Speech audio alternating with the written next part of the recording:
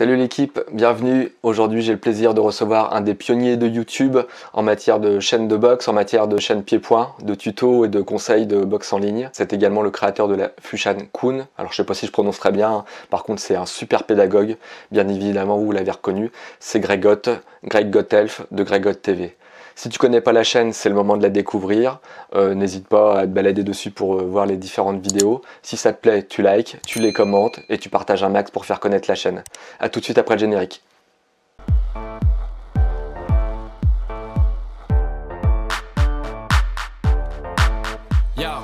Bonjour Greg, merci beaucoup d'avoir accepté mon invitation. Avec plaisir, écoute. Peux-tu te présenter, nous dire qui tu es en quelques phrases s'il te plaît? Alors, je m'appelle Greg Gottelf, plus connu sous le nom de Gregot sur YouTube et Internet d'une manière générale. Je suis avant tout prof d'arts martiaux depuis plus de 20 ans maintenant. J'ai ouvert mon club en 2002 à Vanves dans le 92 et j'ai créé ma chaîne YouTube en 2006. Donc ça commence à faire puisque c'était, je crois, 6 mois après la création de YouTube. Voilà, qui a une bonne communauté maintenant, un peu plus de 175 000 abonnés au moment où on se parle. Voilà. Bon, écoute, elle est amenée à grandir encore beaucoup plus, je pense. Greg, une question que les internautes se posent très souvent. Est-ce que tu as déjà combattu? Alors, j'ai combattu une fois en Sanda et j'ai fait 2 compétitions de lutte. Mais je sais pas vraiment, c'était juste comme ça en fait, mais c'est pas quelque chose que j'ai eu envie de vraiment faire. Déjà j'ai commencé par les arts martiaux traditionnels, mon prof avait une vision pas très positive de la compétition, il trouvait que les gens qui faisaient de la compétition avaient tendance à se préparer et à pratiquer uniquement pour la compète et que le jour où il n'y avait plus de compétition, ils avaient plus cette régularité et cette envie et que valait mieux, que pour lui un vrai artiste martial n'avait pas besoin de ça. Que son combat c'était contre lui-même et pas contre quelqu'un d'autre. Donc ça c'était la première chose. Ensuite j'ai commencé à enseigner assez jeune et contrairement à beaucoup de profs dans le milieu, moi ça a été tout de suite mon boulot en fait à plein temps. Donc on va dire que mon gagne-pain reposait là-dessus et je pouvais pas me permettre de prendre des risques d'une part physique, de se blesser, tout ça, de plus pouvoir donner mes cours efficacement et diviser mon attention aussi. Une chose que je dis souvent, c'est que pour moi, c'est vraiment des profils et aussi des états d'esprit très différents que d'être coach et compétiteur. Le compétiteur, il se doit d'être égoïste parce que c'est lui qui va monter sur le ring, c'est lui qui va combattre, c'est lui qui prend tous les risques. Et le coach, il doit au contraire, lui, être complètement altruiste parce qu'il doit être là pour ses élèves avant tout. Et je trouve que c'est pas deux choses qui se combinent très bien du coup. C'est dur d'être égoïste et en même temps à fond pour ses élèves. Voilà, donc non, je considère que j'ai pas combattu. Je regrette pas de l'avoir fait. J'adore. J'ai fait énormément de sparring, on va dire au KO, très appuyé et tout ça, et de manière pas très intelligente à l'époque. Et j'adore la bagarre d'une manière générale. Maintenant, je le fais plus parce que je cherche à me préserver. Je me rappelle d'un podcast notamment de Joe Rogan avec une femme qui l'a fait venir plusieurs fois, Rhonda Patrick, qui est médecin et qui parlait un peu des dégâts sur le cerveau de recevoir des coups à répétition comme ça. Et c'est vrai que ma femme qui elle a fait de la compétition, j'avais accompagné pour l'aider à faire de la compétition. À l'époque elle voulait en faire, donc elle a combattu en Sanda aussi. Elle avait gagné plusieurs fois les championnats de France, mais ça nous avait fait réaliser quand même que pour le cerveau, c'est pas très bon. Il y a des risques, oui. Voilà. Donc, moi, vraiment, mon optique, qui a beaucoup évolué avec le temps, mais c'est vraiment une pratique plaisir, bien-être, santé. Voilà. Donc, si on réfléchit bien, prendre des coups dans la tête, c'est pas vraiment ce qu'il y a de mieux pour la santé. Qu'est-ce qui te plaît? Je t'ai fait une réponse très longue. Non, mais c'est parfait, ça me va très bien, on est là pour échanger très librement, hein. Qu'est-ce qui te plaît? Qu'est-ce qui t'a amené à faire des sports de combat? C'est lié au héros de mon enfance, hein. J'étais très petit, j'habitais... en fait, mes parents avaient un magasin de vêtements d'enfants et le trottoir d'en face donnait sur un vidéoclub qui était ami avec mes parents. Et donc, j'allais prendre mes petites VHS à l'époque, un peu comme je voulais. Et il y avait un grand mur entier rempli de Bruce Lee, Jackie Chan, Chuck Norris, les trucs à l'ancienne. Après, plus tard, Van Damme et tout ça. Mais donc, voilà, j'ai les Rocky, je suis extrêmement fan. Les années 80, c'est les films d'action, c'est la bagarre et tout ça. Et très naturellement, j'étais de tempérament très bagarreur. Je me battais beaucoup quand j'étais petit et même jusqu'à assez tard, plus que ado, on va dire, même jeune adulte. Je démarrais un peu trop au quart de tour et c'est vrai que mes parents, moi j'ai eu la volonté, l'envie de faire des arts martiaux, ce que je voulais faire comme Bruce Lee et tout ça. En même temps, je pense qu'ils s'étaient dit que ça m'aiderait peut-être un peu à me canaliser. Et voilà, donc comment j'ai commencé à 7 ans par du karaté. J'avais fait un peu de boxe française aussi, du judo tout petit, mais ça m'a pas plu. Et après, ouais, un peu de boxe française et ensuite du karaté avec Jean-Pierre Vigneault. Et puis derrière, pas mal de natation. C'est vraiment à l'âge de 14 ans que j'ai commencé à m'entraîner sérieusement, que j'ai fait 1 an de Kung Fu Wushu. J'ai pas adoré. C'était pas exactement ce que je voulais parce que même si j'adorais de voir dans les films ce qu'ils faisaient et tout, là on faisait beaucoup de techniques dans le vide. Et après, quand on faisait des petits sparring, c'était du sanchu, donc c'était ça ressemble un peu à du kyoku. On n'a pas le droit de frapper avec les poings à la tête. Mais on n'utilisait pas du tout les techniques qu'on apprenait au début du cours. Donc je me disais, c'est bizarre. J'ai pas l'impression. Moi, à l'époque, c'était pas mon image du kung-fu. Et donc, j'ai trouvé un cours de Wing Chun pas loin de chez moi. Et là, on utilisait des vraies techniques en application martiale. Et après, on faisait alors plus tard, quand on était plus avancé, on faisait des sparring et tout ça en utilisant ces techniques-là. Et à l'époque, moi, c'était vraiment mon rêve, quoi. Voilà. Plus tard, je suis venu sur les sports de combat et tout. Et ma vision a évolué avec le temps. Mais voilà un peu comment mon parcours en résumé. Et par rapport justement à ces différentes disciplines, il y en a une qui ressort, une discipline de prédilection pour toi? Je pense que ma discipline de prédilection, ça restera quand même le Wing Chun, parce que c'est elle qui m'a donné ma motricité, je pense vraiment. C'est un style qui est ultra exigeant sur la coordination, qui est très méthodique et du coup qui m'a donné... alors je pense que c'est, on va dire, une qualité que j'avais un peu peut-être innée, mais en tout cas qui te donne comme une méthode d'observation des mouvements pour les comprendre, les analyser et les reproduire. Et moi, ça a toujours été quelque chose que j'arrivais à faire assez facilement, c'est-à-dire voir un mouvement, le comprendre, mais regarder aux bons endroits. Ce que font peu de gens, au final, ils regardent quelque chose de manière globale, mais ils ne savent pas où regarder, les points clés pour bien exécuter un mouvement. Et je pense que le Wing Chun m'a beaucoup aidé là-dedans, à être méthodique. Et moi, j'avais aussi, je pense, une tendance naturelle à être plutôt bon là-dedans. Voilà, j'avais pas spécialement les meilleures aptitudes physiques, de vitesse, de puissance, d'endurance et tout.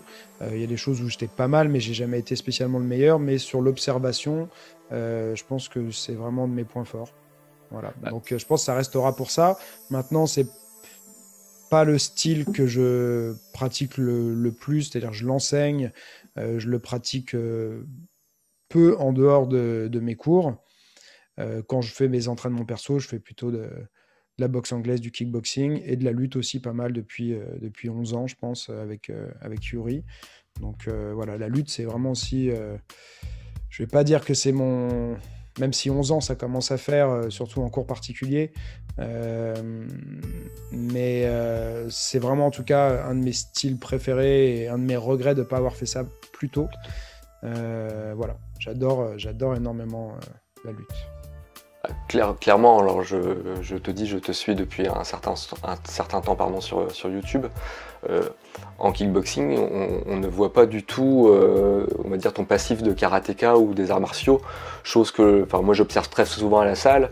En 2 minutes, je vois s'il a fait du karaté ou autre chose avant par rapport aux attitudes. Et tu les as complètement gommées, tu es vraiment purement dans le style soit d'anglaise, soit de kick quand tu pratiques en tout cas. Ouais, mais ça revient à ce que je te disais, c'est l'observation. C'est-à-dire que j'ai beaucoup bossé justement sur les détails qui sont les différences en fait entre les styles. Effectivement, moi, le système de coup de pied que j'ai appris traditionnel, qui est alors je vais pas dire que c'est exactement comme de la savate, mais dans le système où quand même tu armes, tu ramènes avant de poser, tout ça, la manière de s'engager dans le mouvement, voilà, mon corps il a appris comme ça, tu vois, que ce soit par le karaté petit, puis même dans le Wing Chun, mon prof lui avait fait d'autres styles, mais de Kung Fu aussi, et voilà, il avait une manière, pour lui il fallait pas en dévier de faire les coups de pied. Qui a ses avantages parce que tu arrives à générer pas mal de puissance et tout. En termes de vitesse, je trouve que c'était beaucoup moins bien. Moi, ça a été vraiment la réalisation où j'ai commencé, je crois, la boxe anglaise au Cajun Club. Donc à l'époque, c'était encore au passage tiré pour ceux qui connaissent. Mais c'est à début des années 2000, vraiment tout, je pense, janvier 2000, un truc comme ça. Et je m'étais inscrit, je crois, au multi-forfait qu'ils proposaient. Il y avait du coup, j'allais aussi au cours de kickboxing et de boxe thaï, kickboxing avec Alain Calendrier, boxe thaï avec Guillaume Kerner. Et un de mes premiers cours de boxe thaï où on termine par un sparring. Bon, bah moi je commençais. Alors, je savais boxer parce que dans le Wing Chun, on s'entraîne à faire des attaques contre des boxeurs. Donc, par défaut, on fait un peu des mouvements de boxe. Étant fan de boxe aussi depuis mon enfance, à travers les films, mais à travers les combats, Mike Tyson, l'époque, tout ça, moi j'ai regardé assez jeune, après, dès que je pouvais trouver des vidéos, des choses comme ça sur les vieux boxeurs des années 40, 50, 60, j'en ai mangé plein, donc si tu veux, c'est quelque chose qui était quand même imprégné en moi, même si je n'avais pas vraiment pratiqué, mais je me rappelle que donc dans ce premier sparring que je fais dans le cours de boxe thaï, je suis là et j'envoie un high kick jambe arrière qui touche. Mais sauf que moi, je l'envoie et je le ramène et je reste un peu en l'air, tu vois, genre, ah putain, j'ai touché, boum, je me prends tout de suite un high kick en retour alors que j'avais pas encore reposé ma jambe. Je fais, c'est pas pareil, c'est bizarre, merde. J'étais trop content de moi, j'ai peut-être trop voulu faire le poseur parce que j'avais touché. Et du coup, ça a commencé à travailler un peu dans ma tête. Et après, c'est moi un peu aussi mon dada, mais l'apprentissage vidéo, c'est vraiment par l'apprentissage vidéo plus que par les cours vraiment que j'ai réussi à développer un style kickboxing. Voilà, je vais pas dire Muay Thai parce que j'ai pas un style Muay Thai du tout, mais un style de kickboxing et notamment avec les vidéos de Duc Rufus, voilà, qui avait une série à l'époque, mais ça date de 2004, 2005, un truc comme ça. Et c'est par ces vidéos, je crois que j'ai vraiment réussi à adopter un style de coup de pied différent. Voilà, mais j'ai passé des heures sur le sac, parfois à me filmer, regarder ce que je faisais, sentir le mouvement et tout. Et voilà, il n'y a pas de secret. Beaucoup de répétitions. C'est sûr que quand tu as déjà développé une certaine coordination, des qualités physiques, c'est plus facile, mais en même temps, quand tu as des habitudes en place, parfois c'est dur de les modifier. Donc, ouais, ça m'a demandé pas mal de boulot. Mais maintenant, c'est vrai que je ferais plus tellement différemment, quoi. Donc tu disais, je suis pas trop compétition, mais est-ce qu'il y a un combattant ou un combat qui t'a vraiment inspiré ou qui t'a marqué Ah, ça, il y en a plein. Il y en a beaucoup trop. Récemment, les gens le savent, mais j'aime beaucoup Conor McGregor en MMA, même si c'est plus ce que c'était, qu'il a eu des déboires, tout ça, je parle pas. Si on met un peu sa vie perso de côté sur les conneries qu'il a fait, il a été à une époque ultra inspirant, même à titre personnel, je trouve. Et dans toute sa période, dans son ascension, il faisait rêver, quoi. Enfin, moi, je suis hyper sensible à la beauté du geste et tout, et je trouve qu'il a réussi à allier beauté et efficacité. Voilà. Après les combattants, j'en ai plein, quoi. Beaucoup en boxe anglaise, parce que j'aime beaucoup la boxe anglaise. Je regarde beaucoup moins qu'avant, parce que c'est le MMA qui me plaît le plus au jour d'aujourd'hui, mais dans mon passé, c'était quand même la boxe anglaise qui m'a beaucoup fait rêver. Donc en boxe anglaise, alors Mike Tyson bien sûr, mais sinon un que j'aime beaucoup, c'est Sugar Ray Leonard. Voilà, je pense que si je pouvais prendre, tu vois, le style, les qualités de quelqu'un devenir un boxeur, je pense que je choisirais Sugar Ray, tu vois. D'accord. Tu cites le MMA, donc tu disais tout à l'heure, j'adore la lutte. Tu as essayé un peu de mixer les deux ou pas du coup? Oui, alors, si tu veux, moi je suis vraiment de l'époque du début du MMA en France et du jiu-jitsu brésilien. Quand j'étais encore chez mon prof en Wing Chun, on avait je pense, des premiers, on va dire dans les 10 premiers pratiquants de France de jiu-jitsu brésilien qui avaient été s'entraîner avec Rickson, Gracie et tout, Jérémy Idels, qui enseigne toujours, je crois. Et du coup, qui nous faisait, alors à l'époque il était ceinture bleue, mais ceinture bleue à l'époque en France, je te dis ça, c'était en 96 peut-être, un truc comme ça. C'était le plus haut grade, enfin, il n'y avait pas tellement plus haut gradé que ceinture bleue, tu vois, pour te dire. Et donc, il nous faisait des cours de jiu-jitsu brésilien avec un de mes meilleurs amis qui était mon partenaire d'entraînement, mon frère d'armes à l'époque aussi, Guillaume. On se faisait les vidéos de Bas Rutten, ses tutos de Pancras. Donc, on faisait du grappling, on était avec le short court bad boy, le rash guard et tout ça, et on se faisait pas mal de grappling. Donc naturellement, ça a toujours été un truc un peu présent. Moi, tu vois, dès que les premières cassettes VHS de l'UFC commençaient à s'échanger et tout ça, ça nous a complètement ouvert les yeux. Et c'est une histoire que j'ai déjà racontée, mais on faisait des sparring en Wing Chun. Il y avait donc ce fameux Jérémy qui faisait du jiu-jitsu brésilien en parallèle. Et puis un jour, mon prof, il a dit, bah écoute, c'était que les anciens, on était entre nous à faire des sparring. Il dit, vas-y, si tu veux, tu as le droit de les amener au sol. Et puis on verra bien, quoi. Puis il nous a tous amenés au sol et on se faisait soumettre en 10 secondes, 15 secondes. Alors, il y en a des fois, tu essaies de trouver l'excuse, oui, mais quand il est rentré, j'ai pas vraiment frappé fort, j'ai pas pu l'empêcher, mais en réalité, non. Enfin, il y avait un gros point faible dans notre arsenal technique. Et bah, c'est là qu'en fait, tu te dis, ah ouais, le MMA, c'est quand même une belle révolution dans le milieu des arts martiaux. Et depuis, bah, j'ai regardé, alors un peu moins maintenant parce qu'il y en a trop, c'est dur à suivre, mais j'ai regardé quasiment tous les UFC depuis 1996, quoi. Donc c'est quelque chose, même si je ne vais pas dire que je suis réellement un pratiquant de MMA, mais j'ai fait beaucoup de grappling à une époque. Je fais de la lutte depuis longtemps, je fais du pied-point. Bon, voilà, la partie ground and pound, j'ai fait un peu des randonnées avec des percussions au sol et tout ça, mais c'est pas le truc que j'ai fait le plus. Donc je pense que mon point faible, il se situerait plus à ce niveau-là. Mais ouais, le MMA, c'est pas... Enfin, ouais, je considère que en MMA, je pas dire que j'ai une expérience, mais que je suis une sorte de pratiquant de MMA, quoi, pour moi. C'était complet quand même. Tu disais tout à l'heure un pionnier de YouTube, début 2006, bientôt 25 millions de vues, ou peut-être dépassé, parce que j'ai regardé la semaine dernière. Regarde même pas, pour être honnête, tu vois. Donc. un des pionniers de la formation en ligne. Il y a encore beaucoup de détracteurs, malgré, on va dire, l'avènement de la FOAD et des formations en ligne. Qu'est-ce que tu peux leur répondre et quels sont, selon toi, les avantages et les limites de ce type de formation? Si limite il y a d'ailleurs. Ouais, il y a des limites. Après, ça dépend les moyens qu'on emploie, les objectifs qu'on a. C'est-à-dire que, clairement,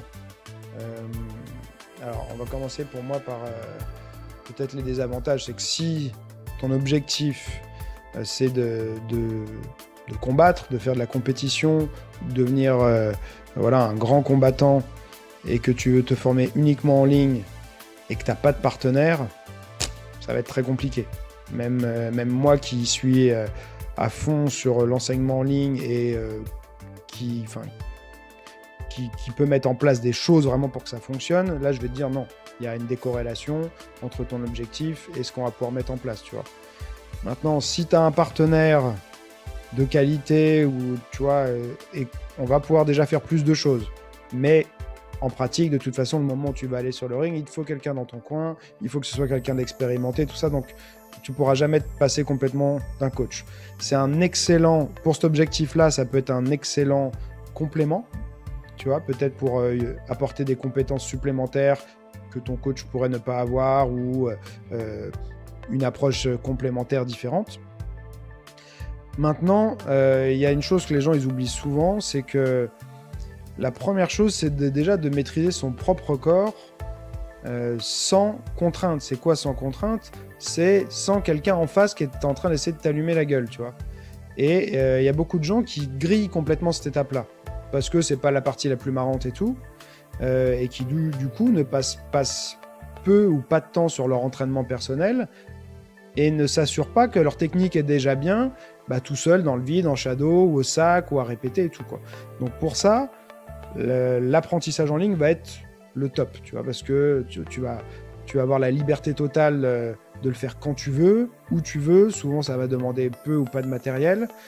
Donc c'est idéal, ça te retire toutes les excuses possibles pour ne pas dire ouais non j'ai pas le temps, je sais pas quoi faire sur mon entraînement perso, donc je fais que mes 2 cours par semaine ou mes 3 cours par semaine.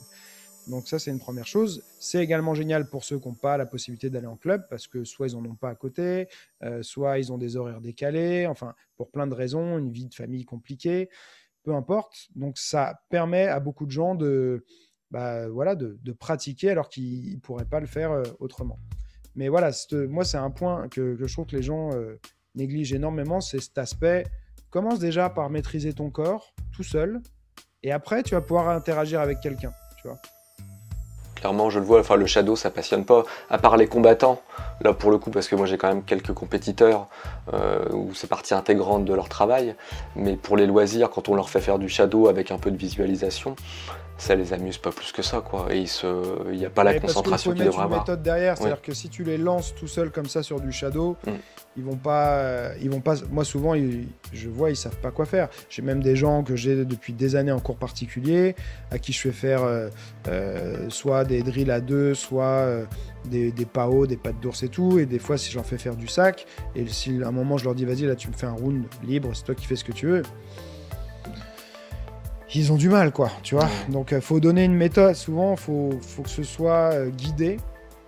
Un pro, il va savoir faire du shadow tout seul parce qu'il a l'expérience, mais un débutant, il peut complètement profiter du shadow, mais avec une méthode derrière, parce que sinon il est perdu.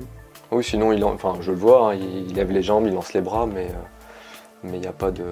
C'est pas construit en tout cas, pour le coup. Mais si tous les pros, les grands champions, tu les vois tous faire du shadow et tout, c'est pas pour rien, hein, c'est que c'est pas juste pour s'échauffer. On est bien d'accord, on est bien d'accord. Si tu devais recommencer ta carrière, tu changerais quelque chose ou tu ferais exactement la même chose?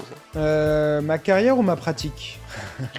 J'ai envie de dire les deux, parce que tu disais tout à l'heure, par rapport à l'enseignement que j'ai reçu, j'étais pas très compétition. Là, tu t'es essayé au grappling, on sent un petit regret de pratique de MMA. Tu as connu les débuts du MMA, est-ce que tu aurais peut-être fait des choses différentes avec le recul 20 ans en arrière?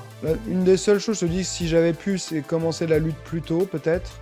Mais en même temps, c'est un peu comme dans les films où ils voyagent dans le temps et tu changes un petit truc et ça change tout le reste. Je suis content de là où je suis aujourd'hui.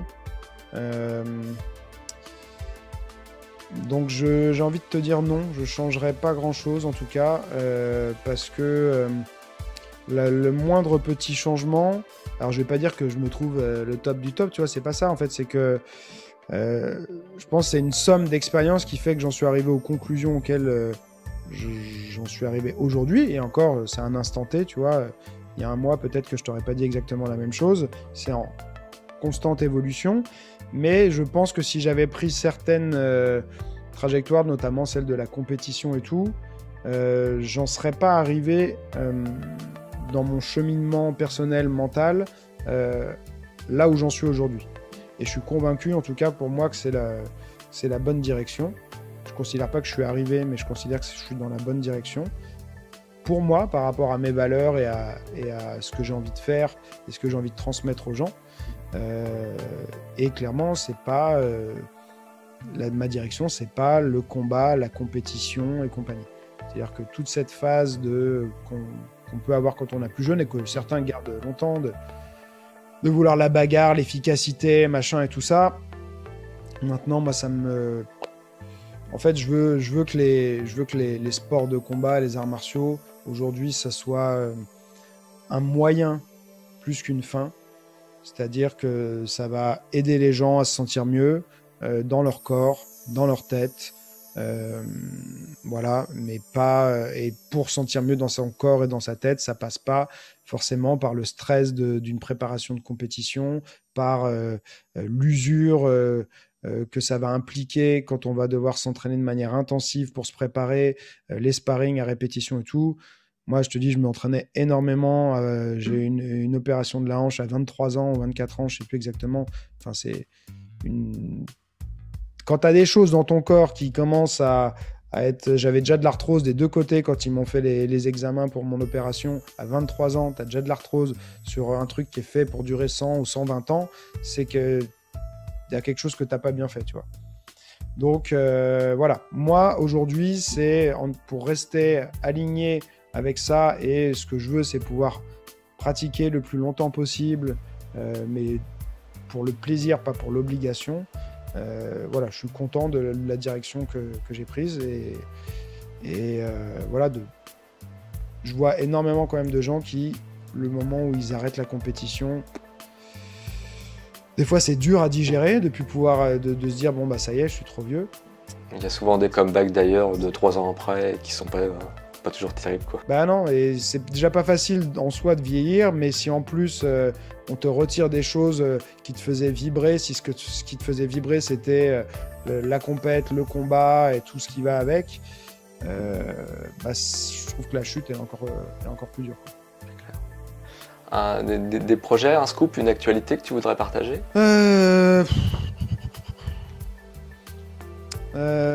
Des projets, oui, mais rien dont je peux parler pour le moment. On va dire d'ici peut-être 2 mois, je pourrais annoncer des gros changements, je pense. Mais pour l'instant, je peux pas en dire plus. Pas de souci. Une question que je ne t'ai pas posée, que tu aurais aimé que je te pose, Greg? Non, moi je peux te poser une question. Pourquoi tu avais envie de me parler? J'ai vu que tu laisses souvent des commentaires presque sur chaque vidéo, tu me laisses un commentaire. Moi, je les regarde quasiment toutes les semaines. Pourquoi j'avais envie de te parler? Pour deux choses. Comme je te disais en introduction, ça fait longtemps que je te suis.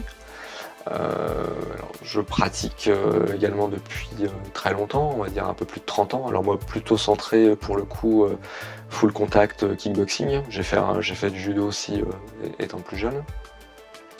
Et puis l'âge avançant, à l'époque où tu as créé ta chaîne, j'avais dû en créer une pour le club pas longtemps après, mais que j'ai pas fait vivre. J'ai toujours eu envie de faire des vidéos un peu tuto telles que tu le faisais, sauf que j'ai pas eu le courage, j'ai envie de te dire, de m'afficher, je pense, à cette époque-là. Et l'âge grandissant, j'ai une fille, une grande fille, mais j'ai un fils de 7 ans qui a commencé la boxe. La jambe se lève encore plutôt bien, mais peut-être pas aussi rapide qu'elle ne l'a été. Et j'aimerais aussi laisser ce témoignage-là et qu'il puisse aussi voir des techniques qui s'enseignent pas forcément partout, mais qui resteront. Donc il y a l'envie de partager avec un plus grand nombre que le club, qui est pourtant un bon club sur lequel on accueille beaucoup de gens tous les ans. Mais voilà, j'ai passé l'appréhension de m'exposer médiatiquement. Et puis j'ai senti que c'était le moment de lancer la chaîne, quoi.